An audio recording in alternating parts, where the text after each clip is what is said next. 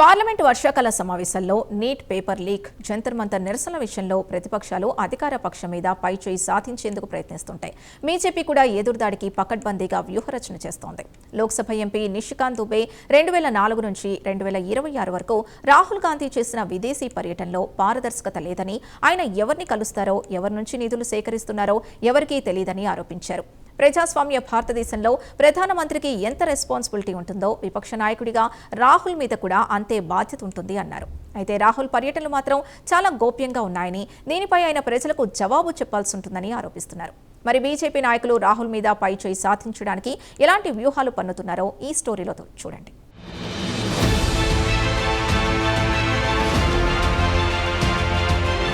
Neat ఎగ్జామ్లో అవకతవకలపై cockroach Janata party కేంద్ర ప్రభుత్వాన్ని ఇరుకున పెట్టగా ఆలస్యంగా జాయిన్ అయిన కాంగ్రెస్ నాయకులు ఆ క్రెడిట్ను తాము కొట్టేసేలా స్కెచ్ వేసుకోవడం సీజేపీ నేతలకు అసూయ, ఆగ్రహం కలిగించాయి. మరోవైపు సీజేపీ నేతలు ఉద్యమాన్ని ఉపసంహరించుకున్న కాంగ్రెస్ నేతలు, ఇతర విపక్షాలు మాత్రం పార్లమెంటును వేదికగా ఉపయోగించుకుని ఎగ్జామ్ పేపర్స్ లీకులను అరికట్టేందుకు తీసుకొచ్చిన బిల్లును సైతం అడ్డుకునే ప్రయత్నాలు చేస్తున్నారు. దీంతో ఇప్పుడు విపక్షాల తీరుపై సామాన్య ప్రజల్లో అనుమానాలు తలెత్తుతున్నాయన్న వాదనలు వినిపిస్తున్నాయి. ఈ క్రమంలో విపక్ష నాయకుడైన రాహుల్ గాంధీని బీజేపీ నాయకులు టార్గెట్ చేస్తున్నారా అన్న వ్యాఖ్యలు వినిపిస్తున్నాయి. ఎందుకంటే జార్ఖండ్ రాష్ట్రానికి చెందిన బీజేపీ ఎంపీ నిషికాంత్ దుబే రాహుల్ విదేశీ పర్యటనల మీద చేసిన వ్యాఖ్యలు కేవలం రాహుల్ను మాత్రమే కాక కాంగ్రెస్ పార్టీ వ్యవహారంపై చర్చించుకునేలా చేస్తున్నాయి. నిషికాంత్ దుబే కాంగ్రెస్ ద్రోహులతో కుమ్మక్కవుతోందని, రాహుల్ గాంధీ దేశాన్ని విచ్ఛిన్నం చేయాలని చూస్తున్నారని, సోరోస్ ఫౌండేషన్, ఇస్లామిక్ దేశాలు ఆయనకు నిధులు సమకూరుస్తున్నాయని విమర్శించారు. గత డిసెంబర్లో రాహుల్ జర్మనీ పర్యటనలో మాజీ ఛాన్సలర్ ఓలాఫ్ షోల్జ్ను కలిసినప్పుడు ఆయనకు సోరోస్ నెట్వర్క్తో సంబంధాలు ఉన్న విషయం బయటపడిందని ఆరోపించారు. 2004 से लेकर 2026 तक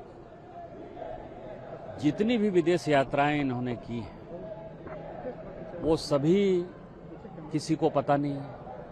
विदेश जाते हैं, किससे मिलते हैं, क्या करते हैं, किस तरह का आंदोलन में शरीक होने के लिए फंडिंग की बात करते हैं, सोरोस के लोग इनकी यात्रा में कैसे थे, 2008 में जो चीन के साथ इनका समझौता हुआ, कांग्रेस का गुप्त समझौता हुआ, आज तक उसको इन्होंने डिस्क्लोज नहीं किया। ये कोई ट्रांसपेरेंसी है। दूसरा, लीडर ऑफ द पोजीशन का जो कानून में कॉल एंड सगधर कहता है कि लीडर ऑफ द पोजीशन यदि डिफेक्टो प्राइम मिनिस्टर की तरह बिहेव करेगा तो बाहर जब जाएगा तो वो देश की नीतियों के बारे में, सरकार के नीतियों के बारे में बताएगा। राहुल गांधी जी ने जितनी यात्रा की है उसमें देश के खिलाफ बोला है, सरकार के खिलाफ बोला है, संविधान के खिलाफ बोला है। तो सबसे पहले तो लीडर ऑफ द पोजीशन से इनको कैसे हटाया जाए, ये प्रस्ताव जो है हम पेश करने की कोशिश करेंगे।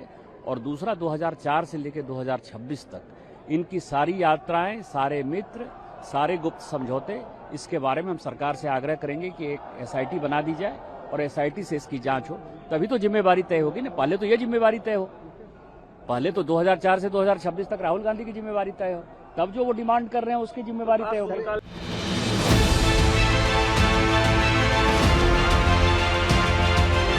ఇక రాహుల్ పర్యటనల మీద బీజేపీ నేతలు పలు సందర్భాల్లో ఆరోపణలు గుప్పించారు. 2024 డిసెంబర్లో సోనియా గాంధీకి సోరోస్ ఫౌండేషన్ నిధులు పొందే సంస్థతో సంబంధం ఉందని బీజేపీ ఆరోపించింది. దీనిపై అమెరికా విదేశాంగ శాఖ స్పందిస్తూ భారత అధికార పక్షం చేసిన ఆ ఆరోపణ తమను నిరాశపరిచిందని రిప్లై ఇచ్చింది. అదే విషయంపై అప్పట్లో పార్లమెంటులోనూ గందరగోళం చెలరేగి సభ వాయిదా పడింది. 2025 డిసెంబర్లో రాహుల్ జర్మనీ పర్యటనపై సోరోస్కు ఉన్న లింకుల మీద బీజేపీ నేతలు ఆరోపణలు చేశారు. 2026 ఫిబ్రవరిలో దుబే రాహుల్పై సభాపరమైన చర్యలు తీసుకోవాలని లోక్సభలో సబ్స్టాంటివ్ మోషన్ ప్రవేశపెట్టారు. ఆయనకు సోరోస్ ఫౌండేషన్, ఫోర్డ్ ఫౌండేషన్తో సంబంధాలున్నాయని, రాహుల్ సభ్యత్వాన్ని రద్దు చేయాలని దుబే డిమాండ్ చేశారు. గత జులైలోనూ రాహుల్కు సోరోస్తో, అలాగే సోరోస్కు ఫండింగ్ చేసే సంస్థలతో ఉన్న సంబంధాలను డేంజరస్ ట్రయాంగిల్గా అభివర్ణించింది.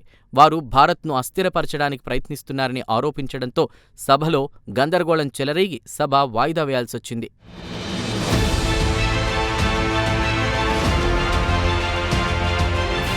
బీజేపీ ఆరోపణలపై కాంగ్రెస్ తీవ్రంగా స్పందించింది.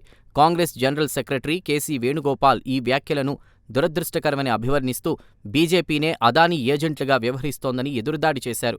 కాంగ్రెస్ నేత శశి థరూర్ సోరోస్ను తన పాత మిత్రుడిగా బహిరంగంగా అంగీకరించిన అంశాన్ని కూడా బీజేపీ నేతలు ప్రస్తావిస్తున్నారు. అయితే వ్యక్తిగత పరిచయానికి, నిధుల మార్పిడికి మధ్య తేడా ఉందని కాంగ్రెస్ వర్గాలు వాదిస్తున్నాయి. ఇలాంటి సందర్భాల్లో కేంద్ర ప్రభుత్వం దగ్గర సరైన ఆధారాలుంటే రాహుల్ మీద కోర్టుకు ఎందుకు వెళ్లడం లేదు అనే ప్రశ్న ఉదయిస్తోంది.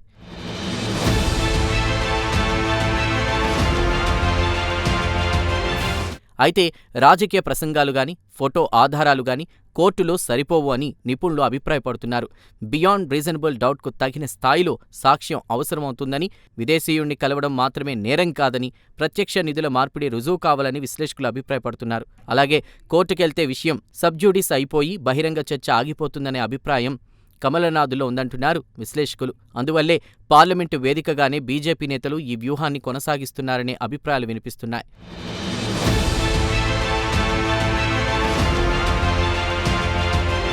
రాహుల్ గాంధీ పర్యటనల మీద రాజకీయ విమర్శలు, పార్లమెంట్లో చర్చలు జరిగాయి.